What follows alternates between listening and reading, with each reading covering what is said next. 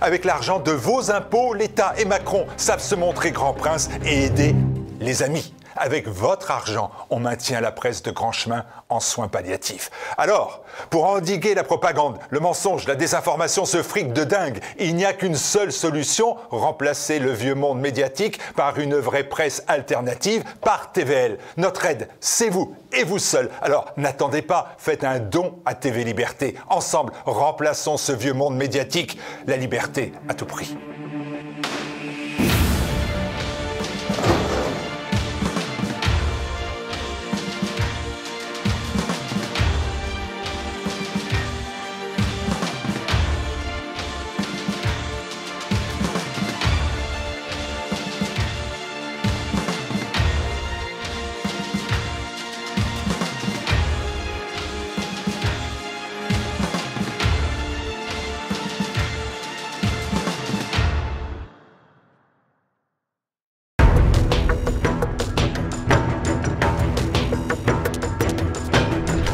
Syrien et ancien officier de gendarmerie, j'ai le plaisir de recevoir à TVL le capitaine Hervé Moreau. Bonjour Monsieur Moreau. Bonjour Martial, merci de me recevoir. Vous proposez une version augmentée et actualisée de votre livre best-seller, 20 000 vendus, Vérité d'un capitaine de gendarmerie. Et cette fois-ci, c'est aux éditions Magnus et c'est en vente sur le site tvl.fr. Vous allez dans la boutique de TVL sur tvl.fr. Mon capitaine, en 2020, refusant de fouler aux pieds vos convictions sur l'autel du carriérisme, vous avez rompu avec votre droit de réserve en publiant la première version donc de Vérité d'un capitaine de gendarmerie. Vous avez dit et redit que le devoir de vérité doit s'imposer au devoir de réserve. Incontestablement, au regard des milliers de retours que j'ai reçus de la part de mes lecteurs, de la part de tous ces officiers et sous-officiers, gendarmes adjoints volontaires de la gendarmerie nationale, des forces armées et de la police nationale, je peux l'affirmer aujourd'hui d'autant plus fortement que c'était vrai.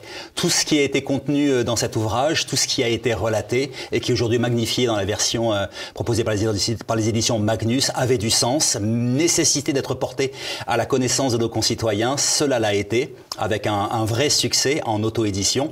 Et je suis aujourd'hui très heureux que ces vérités puissent continuer d'être portées à la connaissance de nos concitoyens, puisque tout a empiré depuis 4 ans avec cette nouvelle version. Et vous avez tout actualisé. Il n'empêche, comment un gradé, apprécié, respecté, a-t-il pu contrevenir à l'article L4121-2 du Code de la Défense qui astreint, vous le savez, les militaires au droit de réserve dans l'expression publique de leurs opinions. Le 41-21-2, bon juriste Martial, je vous en félicite, parce qu'il le fallait, incontestablement, parce que la situation était devenue à ce point chaotique, le désordre, les pertes d'autorité multiples étaient à ce point devenues insoutenables, la barbarie s'étend toujours plus, qu'il fallait le faire. Il fallait faire savoir les réalités, n'en déplaise à la hiérarchie, qui je crois m'en a immensément voulu, mais peu importe, l'ensauvagement gagne tout le territoire national. Ce sont toujours plus de victimes, toujours plus d'innocents qui ne reçoivent pas justice. Je l'avais affirmé dans ce livre au regard de l'histoire d'une compagnie de gendarmerie départementale, comme il y en a tant en France, mais c'est vrai, j'ai été l'officier qui a fait savoir, qui a fait connaître à ses concitoyens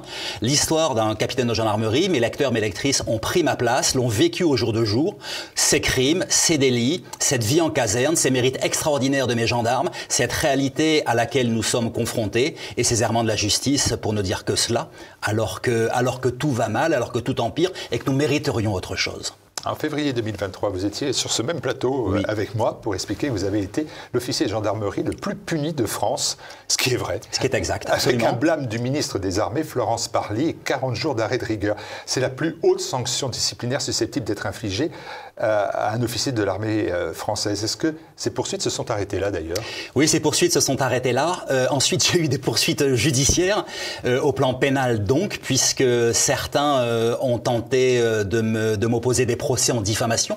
Au regard de ce qui est relaté dans cet ouvrage phare, j'ai gagné tous mes procès au pénal. J'en suis sorti blanchi, innocenté. Ça a été des procédures extrêmement longues que je ne recommande à personne, jusqu'en cassation, au tribunal correctionnel. J'ai eu, moi, capitaine de gendarmerie, ancien capitaine, vertueux, aussi droit qu'il est possible à me présenter devant des juges, réunis de manière collégiale, à la barre des prévenus. Ça a été une épreuve pour moi, vous pouvez en être certain, et j'en suis sorti de d'autant plus fort. Ce qui ne vous abat pas vous rend plus fort. Vous avez été puni de la sanction la plus infamante, je l'ai dit, qui puisse être infligée, et vous dites que cette sanction disciplinaire est devenue à la fois votre Légion d'honneur et votre prix Goncourt. Je ne savais pas que dans la gendarmerie, le masochisme était autant à la mode, non? Légion d'honneur, eh bien effectivement, je ne l'ai pas reçu. L'Ordre national du mérite non plus. Toutes mes promotions de Saint-Cyr et de l'École des officiers de la gendarmerie nationale en sont porteurs.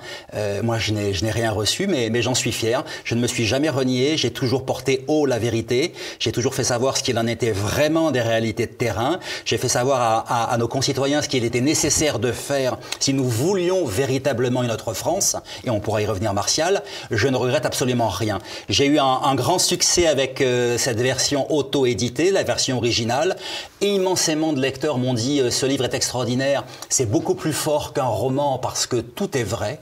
Et le second argument qu'ils m'ont fait connaître, c'est tout le monde devrait lire cet ouvrage. Tout le monde devrait le lire. Et j'ai été extrêmement heureux des contacts nouveaux avec les éditions Magnus qui enfin lui permettent d'avoir une dimension nationale. Hervé Moreau, c'est impressionnant parce que vous avez été capitaine de gendarmerie, vous avez vendu en auto-édition vos vérités 20 000 exemplaires, en auto-édition, ce qui est particulièrement difficile et remarquable comme chiffre. Vous avez été sanctionné par le ministre des Armées, Florence Parly, vous êtes devenu un porte-voix, elle est sans voix, elle a disparu.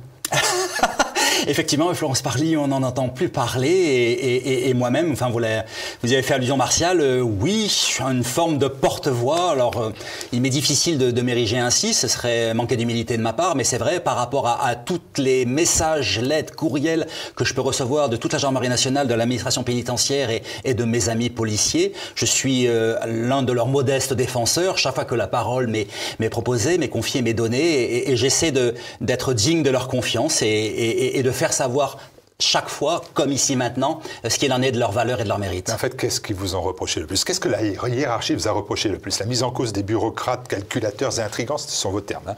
Le laxisme de la justice ou la narration de l'explosion de la sécurité, de l'insécurité, notamment dans les zones rurales. C'était là où vous étiez en mission. C'est tout cela, bien sûr. L'incurie de la justice, ses manquements graves, son incapacité à répondre aux attentes des victimes, mais aussi au-delà du carriérisme qui est mortifère pour la gendarmerie nationale, la culture du pas de vague, c'est absolument détestable. Ça a été la mise en cause de la haute hiérarchie de la gendarmerie nationale. Le général d'armée Hubert Bonneau vient de prendre ses fonctions, je lui souhaite bonne chance. J'ai fait savoir ce qu'il en était du corps des officiers de la gendarmerie nationale et je suis heureux de l'avoir fait. Vous l'avez précisé en préambule, Martial, je suis Saint-Cyrien, je suis un Cyrard, j'ai fait les plus hautes écoles militaires, je suis l'un des leurs, mais je suis toujours demeuré droit. J'ai refusé d'entrer dans cette forme de carriérisme, cette servilité qui nuit à ce dont les hommes ont besoin. Vous le savez, l'empereur disait... C'est sympa pour les généraux aujourd'hui. Vous le savez, certains sont absolument remarquables, mais beaucoup ont failli sur l'autel du carriérisme, beaucoup ont renié les idéaux de l'école de Charles de Gaulle, et j'ai tenu à le faire savoir, et je n'ai reculé devant rien. Alors vous étiez en première ligne et vous ne pouviez plus vous taire sur l'ampleur du désastre, et on a envie de vous demander, des spectateurs et nous, aujourd'hui, 2024, quelle est l'ampleur du désastre? C'est une catastrophe. Ce livre, dans sa version originale, était d'une certaine manière, au-delà de la rupture du devoir de réserve, au-delà de ce positionnement qui était très atypique, il était quand même prophétique sous bien des aspects, parce que j'annonçais la possibilité d'émeutes urbaines à grande échelle, infiniment plus conséquentes que celle de 2005. J'annonçais déjà les prémices de ce qui serait le racisme antisémite, le racisme anti-blanc, la violence, l'hyperviolence partout, l'émergence des phénomènes de gang, et 4 ans plus tard, et c'est tout le sens de cette version aboutie, telle que je l'analyse, avec des perspectives beaucoup plus fouillées encore, et le retour aussi sur toutes les affaires criminelles que j'évoquais. J'évoque ce qu'il en a été des procès, bien sûr, aux assises et en correctionnel. Tout m'a donné raison, hélas, et je le regrette, et tout a empiré. Donc aujourd'hui, en zone périurbaine, rurale, urbaine, c'est la loi du toujours pire, c'est la loi du plus fort, nous n'en sortons pas, tout s'aggrave, et malheureusement, le pouvoir politique, quel qu'il soit, de droite ou de gauche, ces 40 dernières années, s'est montré incapable de répondre aux attentes des Français. C'est une faillite sans nom. C'est vrai que dans cet ouvrage, vous dénonciez la barbarie. Il y a eu Samuel Paty, Dominique Bernard, les bébés poignardés à Annecy, Thomas à Crépol, Philippine à Paris, Lola et tant d'autres, j'en oublie bien sûr.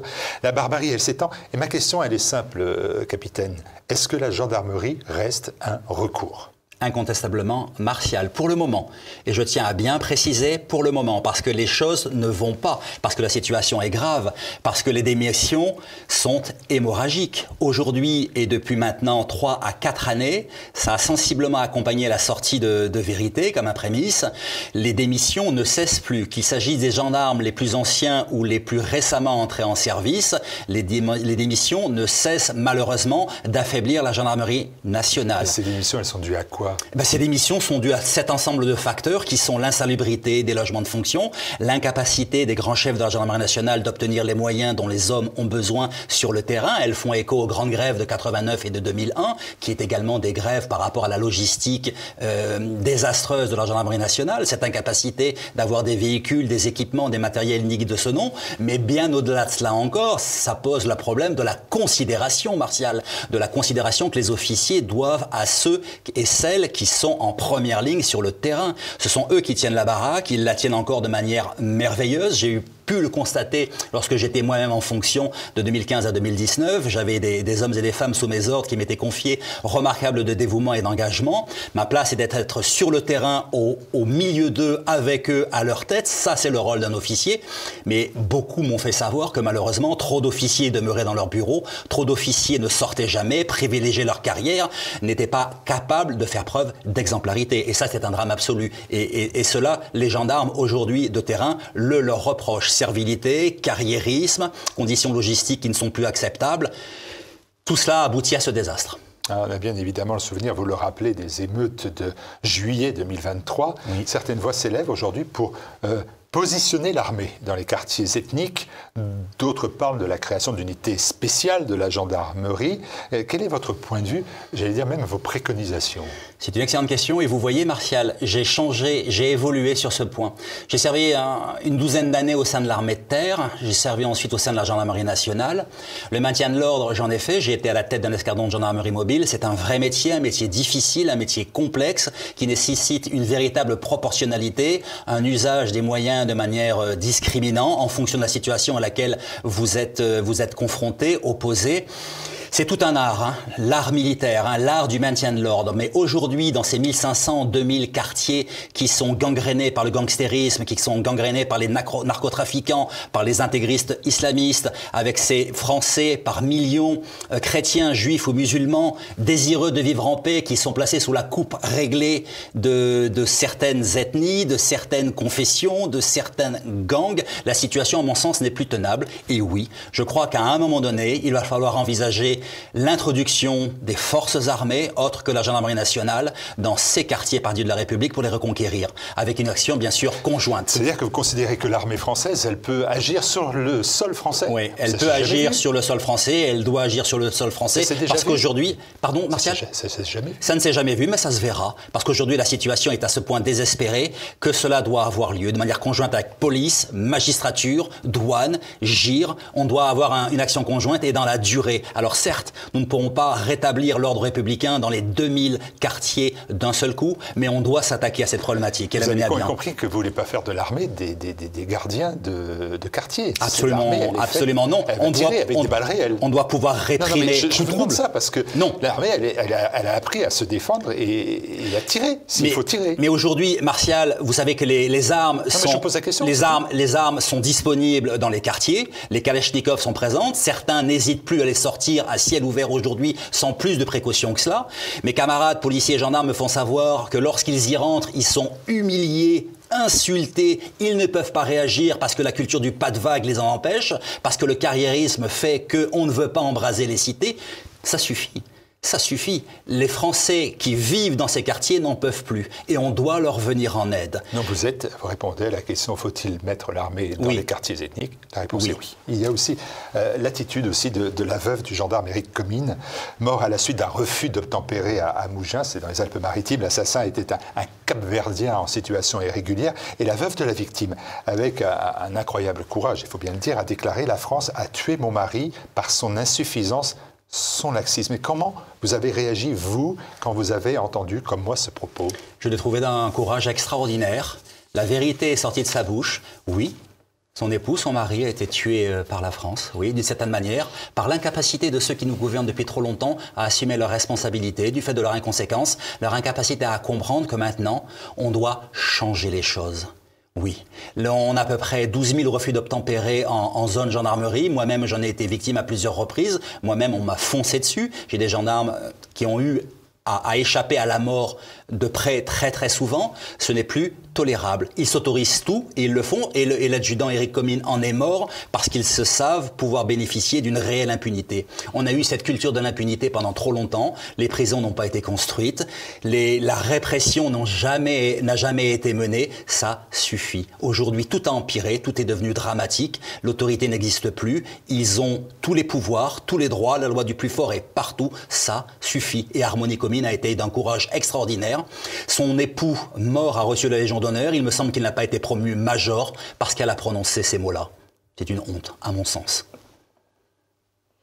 Est-ce que, comme elle, comme Mme Comines, vous pouvez dire 1981 n'aurait jamais dû exister? Une phrase qui a fait polémique parce qu'elle a plusieurs niveaux de compréhension. Il y a plusieurs niveaux de compréhension, absolument. Je ne connais pas Madame Harmonie Comines. J'ignore ce qu'elle a voulu précisément dire et je ne veux pas m'avancer. Faisait-elle allusion à la peine de mort? Cela n'est plus possible aujourd'hui dans les limites de notre territoire et je crois que c'est heureux. A-t-elle fait référence à une gauche qui a péché par angélisme, par idéologie, qui a toléré ce qui n'aurait jamais dû l'être, qui a été à l'origine de tout ce que nous connaissons aujourd'hui, mais également on peut lui opposer ces régimes de droite qui n'ont pas été à la hauteur des attentes de nos concitoyens. C'est tout un ensemble. Mais il est vrai que je pense qu'on peut dater l'origine de la faillite de notre pays à la mort des années 80, incontestablement. D'accord. Et vous dites que vous, l'échelle des peines, elle ne doit pas s'arrêter à la peine de mort, elle ne doit pas être inclue, cette peine de mort. Non, ce n'est pas possible. Non, parce que je ne le souhaite pas. Si on avait véritablement un système judiciaire correctement dimensionné, Martial, on n'en aurait pas besoin. On n'en aurait pas besoin. Il nous manque ces 100 000 places de prison, elles n'ont jamais été construites. Il nous manque ces peines planchées sur certaines catégories d'infractions qui sont emblématiques et sur lesquelles les multirécidivistes pourraient trouver à trouver réponse. Donc les violeurs et les assassins sont les seuls qui sont partisans de la peine de mort. C'est le tueur de Philippine, le tueur de Thomas. Eux, ils ne se sont pas posé la question. Non, ils ne se sont pas posé la question, absolument. Mais ils n'ont pas eu les mêmes inquiétudes que vous. Mais nous grandissons. Moi, je suis un officier légaliste, hein, bien entendu. Je fais appliquer la loi, en tout cas, je faisais appliquer la loi, strictement la loi. Nous sommes dans un état dit de droit. Bien entendu, notre droit est au service de la société. Ce n'est pas la société qui est au service du droit. Vous savez que la dimension européenne nous interdirait de toute façon d'avoir recours à la peine de mort, en tout cas à la rétablir. Moi, je crois que si on avait véritablement des peines dissuasives avec un régime carcéral strict, de longues périodes de détention, les choses pourraient être oui, satisfaisantes. Vous savez ce que me disaient, je tiens à faire une petite digression, une anecdote. Vous savez ce que me disaient les dealers que j'avais en garde à vue, Martial, lorsque je leur posais la question, parce que c'est une gangrène absolue, qu'est-ce qui vous ferait renoncer? Qu'est-ce qui vous ferait renoncer? Savez-vous ce qu'ils me répondaient? 10 ans de prison ferme, incompressible, peine planchée. Voilà ce qu'ils me répondaient. Et là, on renonce. Et on en est extrêmement loin. Je vous rappelle, 30 000 dealers ont comparu dans les tribunaux français. En 2023, moins de 1000 ont été incarcérés seulement pour quelques mois. C'est un désastre. Je voudrais conclure sur ces vérités d'un capitaine de gendarmerie, parce qu'après la gendarmerie, vous vous êtes lancé en politique.